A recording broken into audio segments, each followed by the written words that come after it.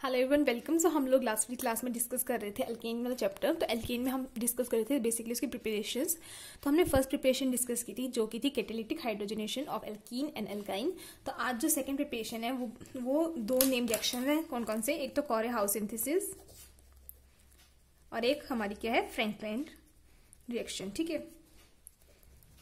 तो आज हम बेसिकली यही दोनों रिएक्शंस है जो नेम रिएक्शन यही डिस्कस करने वाले हैं इस लेक्चर में। ठीक है, तो देखो इन जो रिएक्शंस है, अब हमें पता है कोई भी रिएक्शन होती है नेम रिएक्शन, तो उसमें क्या यूज होता है, हमारा कोई भी रिएजेंट यूज होता है। तो इन दो रिएक्शंस में जो हमारे रिएजेंट यूज होंगे ना, वो कौन से होंगे? हमारे ऑर्गेनोमेटेलिक रिएजेंट्स यूज होते हैं। ठीक है, ऑर्गेनोमेटेलिक मतलब क्या होता है? ऑर्गेनो मतलब कार्बन से रिलेटेड होता है और मेटेलिक मतलब मेटल। तो मतलब कार्बन और मेटल का जिस रिएजेंट में बॉन्ड होगा तो उसी को हम क्या बोलते हैं? ऑर्गेनोमेटेलिक रिएजेंट्स बोलते हैं।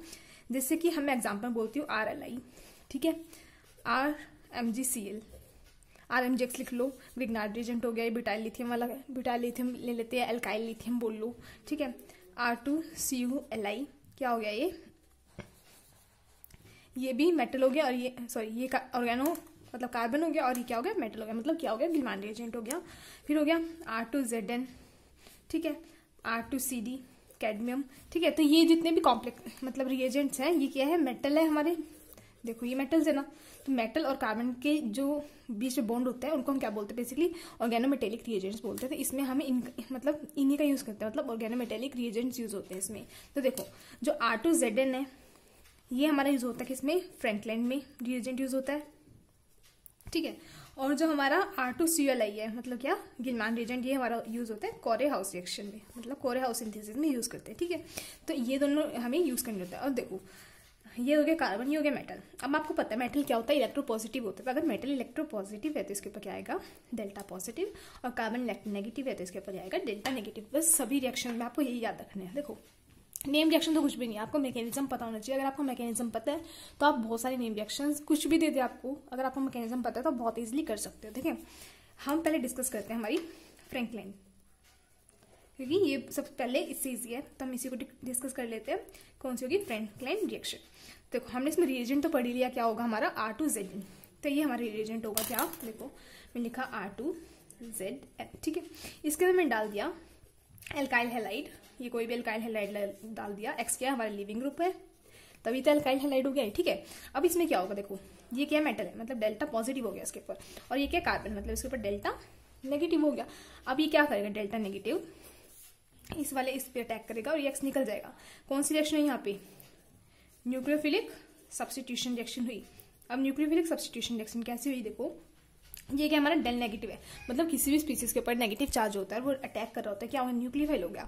अब इसने एक्स को क्या किया? सब्स्टिट्यूट किया, खुद आके लग गया, तो इसलिए क्या होगी? न्यूक्लियोफिलिक सब्स्टिट्यूशन रिएक्शन हो गई। तो ये क्या बनेगा? R, इसमें R डैश लिख देती हूँ। ठीक है, तो ये R डैश बन जाएगा प्लस में ZnX2। तो ये हमारा बने ये हमारा क्या बन गया? हमारा एल्कीन बन गया। यहाँ से हमारी प्रिपरेशन होती है किसकी? एल्कीन की। ठीक है, अब इसका मैकेनिज्म देख लेते हैं। देखो मैकेनिज्म कैसे होता है, मैकेनिज्म भी इसका बहुत ही इजी सा है। R2Zn लिखा मैंने। ठीक है, ये ब्रेक करेगा किसमें? 2R नेगेटिव में प्लस में Zn+2।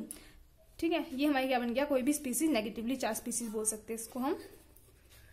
ठीक है, अब ये नेगेटिवली चार्ज स्पीसीज बन गई। जैसे मैंने आपको डायरेक्ट ऊपर बता दिया था कि इसके ऊपर डेल नेगेटिव चार्ज होगा, लेकिन अगर हम मैकेनिज्म वाइज देखना चाहें तो इसके ऊपर प्रॉपर नेगेटिव चार्ज आता है। ठीक है, तो इसलिए प्रॉपर नेगेटिव चार्ज आएगा, तो आगे एल्काइल हैलाइड के साथ रिएक्ट कर जाएगा। देखो ये नेगेटिवली चार्ज स्पीसीज ली हमने, ये क्या किया इसने? एल्काइल हैलाइड के साथ रिएक्ट किया, यहाँ पे गया और ये ऐसे निकल के चला गया। तो क्या बन गया हमारा? R डैश बन गया। ठीक है, तो ये हमारी यहाँ पे क्या हो गया? न्यूक्लियोफाइल सब्स्टिट्यूशन हो गया, तो इसने क्या किया? इसको निकाल दिया।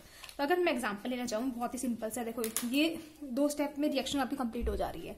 मेन स्टेप क्या है? ये जो जिंक के साथ जो हमारा R ग्रुप लगा हुआ है वो क्या कर रहा है? दूसरे R ग्रुप के साथ बॉन्ड मिला रहा है और जो लिविंग ग्रुप है वो निकल रहा है। ठीक है, बस यही है। अगर मैं आपका एग्जाम्पल बोलती हूँ CH3 का हॉल्ट वाइज जिंक। ठीक है, R हम कुछ भी लिख सकते हैं, और यहाँ पे मैं लिखा CH3Br। हमें पता है ब्रोमीन बहुत अच्छा लिविंग ग्रुप है, तो क्या करेगा? ये यहाँ से निकल जाएगा और ये CH3 नेगेटिव है, मतलब नेगेटिव चार्ज होगा इसके ऊपर, अटैक कर देगा। हमारा क्या बनेगा?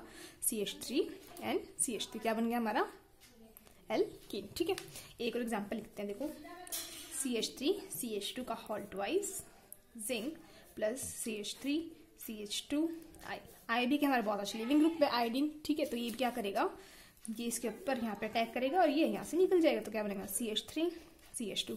इस वाले कार्बन ने इसके साथ बॉन्ड बनाया था CH2 एंड देन CH3। ये देखो अभी तो मैं सिमेट्रिकल लिखे हैं, अगर मैं ऐसे भी लिखती हूँ CH3 CH2 का होल ट्वाइस, जिंक प्लस में CH3 ब्रोमीन लिख दिया मान लो मैंने, तो ये भी ये होगा क्या R2Zn है। तो यहाँ से R नेगेटिव आएगा, मतलब ये वाला क्या हो गया R नेगेटिव हो गया। तो R नेगेटिव ने क्या किया, इस वाले R डैश पे रिएक्ट कर दिया और Br यहाँ से निकल गया। तो क्या बना CH3 CH2 and then CH3, क्या बन गया हमारा एल्केन बन गया। देखो ये तो हमारे क्या बने थे, ये दोनों तो क्या थे हमारे सिमेट्रिकल एल्केन बने हैं, है ना।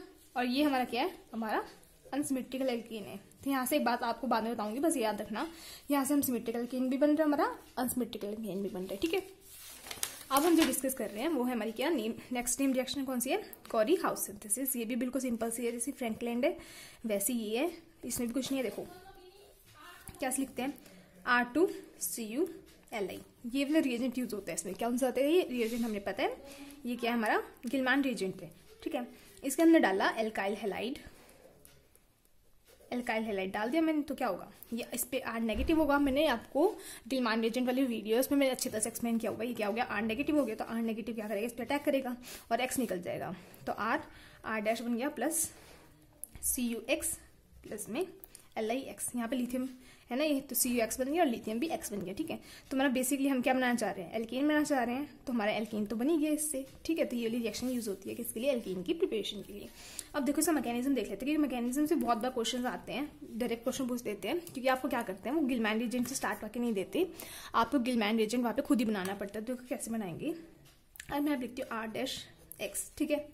ये लिखा मैंने, एल्काइल हाइड्राइड लिया मैंने यहाँ पे, फिर मैंने क्या कर दिया 2 लिथियम डाल दिया इसके अंदर। तो क्या होगा, एल्काइल और लिथियम का बॉन्ड बन जाएगा, RLi बन गया, R-Li, और ये एक Li और X बन गया, ठीक है। क्योंकि 2 लिए थे हमने यहाँ पे, तो एक Li इसके साथ चला गया और एक X के साथ चला गया, ठीक है। तो यहाँ से क्या बना R-Li और LiX बन गया, ठीक है। नेक्स्ट क्या है, 2 इक्विवेलेंट लेंगे किसके, R-Li के, तो उसको हमने डाला CuX के अंदर। X क्या हमारा कोई भी लिविंग ग्रुप है, या फिर आप हेलोजन बोल सकते हो इसको। तो ये क्या करेगा R2, ये क्या बनाएगा R2CuLi, ये हमारा क्या हो गया, हमारा गिलमान रिएजेंट हमारा प्रिपेयर हो गया यहाँ पर, ठीक है। तो R2CuLi तो ये बन गया प्लस में LiX। तो जो हमें ये बनाना था तो ये बन गया। तो आपको रिएक्शन यहाँ से प्रोसीड करके दे सकते हैं और आपको बोल सकते हैं कि इसके बाद क्या होगा। तो आपको पहले ये बनाना पड़ेगा, तभी आपको समझ आएगी कि ये कौन सी रिएक्शन है, कोरे हाउस सिंथेसिस है, ठीक है। अब मैं आपको एग्जांपल देती हूँ, जैसे कि एक CH3 CH2 double bond CuLi plus CH3Br। अब इसकी रिएक्शन करो, क्या हो गया, ये क्या हो गया R2CuLi प्लस ये क्या हो गया R-Br। तो हमें क्या करना है, इसके ऊपर डेल नेगेटिव, ये इसके ऊपर अटैक करेगा और ये निकल जाएगा। ये भी कौन सी है, सब्स्टिट्यूशन रिएक्शन ही है हमारी, कौन सी, न्यूक्लियोफिलिक सब्स्टिट्यूशन रिएक्शन ही है। तो क्या हो गया CH3 CH2 और ये क्या हो गया CH3। तो हमारा क्या बन गया, एल्केन बन गया, ठीक है। और एक और रिएक्शन लेते हैं अगर हम, CH3 का होल ट्वाइस CuLi प्लस में CH3Br, ठीक है। यहाँ पे क्या होगा, ये भी वैसे ही होगा, इसने इसके ऊपर रिएक्ट कर दिया, Br निकल गया, तो CH3 एंड CH3। तो देखो यहाँ से हमारा क्या बन रहा है, अनसिमेट्रिकल एल्केन, ठीक है। और यहाँ से हमारा क्या बन रहा है, सिमेट्रिकल एल्केन, दोनों बन रहे हैं ना, ठीक है। इतनी बात आपको समझ आ गई। अब जो इसके इंपॉर्टेंट पॉइंट्स हैं, नोट्स क्या लिख सकते हो आप, वो क्या कह सकते हैं। देखो हमने दोनों रिएक्शन पढ़ी और दोनों रिएक्शन में हमने क्या बताया आपको कि दोनों रिएक्शन में हम दोनों टाइप के एल्केन बना सकते हैं, सिमेट्रिकल भी और अनसिमेट्रिकल भी। तो हम यहाँ पे लिख सकते हैं we can prepare symmetrical as well as unsymmetrical alkenes from both of these direction, ठीक है। ये सबसे इंपॉर्टेंट पॉइंट है, इसको याद रखना। नेक्स्ट हम वुड्स रिएक्शन पढ़ेंगे, इसकी प्रिपरेशन है जो एल्केन की, तो उसमें आपको पता चलेगा कि ये क्या करते हैं, ये वो सिर्फ सिमेट्रिकल बनाता है, अनसिमेट्रिकल नहीं बनाता। उसका रीजन भी देखेंगे क्यों नहीं बनाता, ठीक है। तो फर्स्ट पॉइंट आपको याद रखना है। सेकंड पॉइंट आपको क्या याद रखना है, जहाँ पे हम एल्काइल हैलाइड यूज कर रहे हैं, वो एल्काइल हाइड्राइड कैसा होना चाहिए, 1 डिग्री होना चाहिए या फिर 2 डिग्री होना चाहिए, ठीक है ओनली। अगर वो 3 डिग्री हुआ तो react give no reaction like this. तो इस टाइप का रिएक्शन नहीं देगा, क्योंकि वो क्या देगा, एलिमिनेशन रिएक्शन देगा। एलिमिनेशन रिएक्शन कैसे देगा, देखो हम देखते हैं। अब मैं यहाँ पे लिखा मैंने R नेगेटिव, किसी का भी ले लिया, मान लो इसमें हम ग्लूटामाइन का R नेगेटिव ले रहे हैं, ठीक है।